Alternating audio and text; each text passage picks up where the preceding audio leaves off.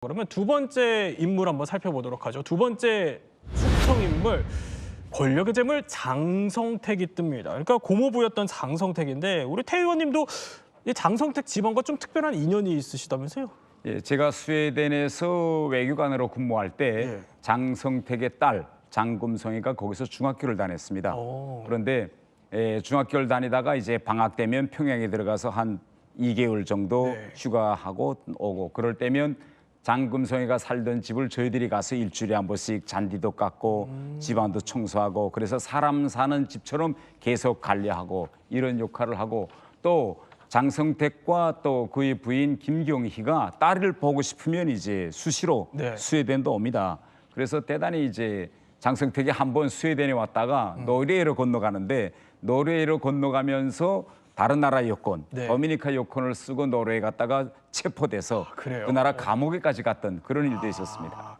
이렇게 딸을 또 유학까지 보내면서 어떻게 보면 유학을 보낼 정도면 굉장히 승승장구했던 거예요, 장성택이. 그런데 숙청이 된 이유 바로 이런 장면들 때문이라는 주장이 나옵니다. 영상 한번 볼까요? 자, 2010년에 김정은이 후계자로 정면에 등장을 했을 때 저렇게 열광적인 환호가 나오고요. 그런데 장성택 옆에서 이제 마지못해 일어서서 좀 박수를 건성건성 쳤다. 이런 영상들이 포착이 되는 겁니다. 게다가요, 조금 저렇게요. 옆에서 박수를 치는데 저게 좀 건성건성 치는 거 아니냐라는 주장들이 나왔었고 또 팔걸이에 기대고 앉아 있는 장면도 저희가 잠시 뒤에 보여드릴 텐데 자, 좀 자세가 불량하다. 네, 라는 지적들 저렇게요. 좀 옆으로 삐딱하게 뭔가 서 있죠. 그러니까 저런 공개석상에서 저런 장면들이 계속해서 포착이 되니까 이게 최고 존엄 앞에서 좀 불경한 거 아니냐 이런 지적들이 나왔다는 거예요. 박세영 교수. 그 장성택의 짝다리 그리고 박수 타이밍이 늦은 건 예. 시선 처리 이런 행동이 실제로 불충의 상징으로 보일 수가 있는 게 앞서 말씀하셨듯이 다른 사람들은 과장된 제스처로 박수를 치고 심지어 울면서 저렇게 연호하잖아요. 손도 넣고 있고요. 그렇습니다. 그런데 그거와 비교해 보면 너무나 장성택의 제스처가 눈에 띄게 다른 거죠. 이 단순히 실수가 아니라 사상적 일탈이구나라고 해석을 하는 게 북한 사회입니다. 왜냐하면 북한에서 이런 주민들의 행동이나 제스처는 단지 예. 한 개인의 어떤 타고난 무엇이 아니라 권력 충성도의 언어로 작동을 하기 때문인데요.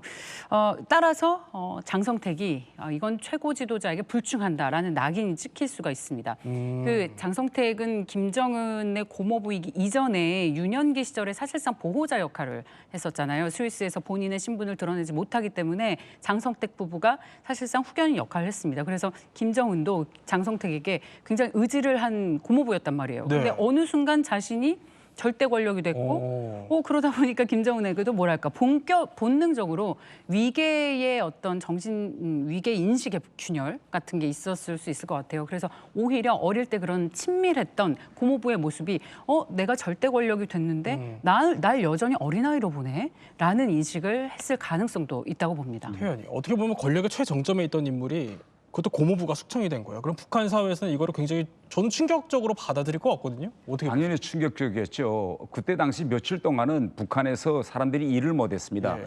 지어 장마당에 가면요. 장에서 사람들이 물건을 사는 것이 아니라 모여서 다 장성택 이야기만 합니다.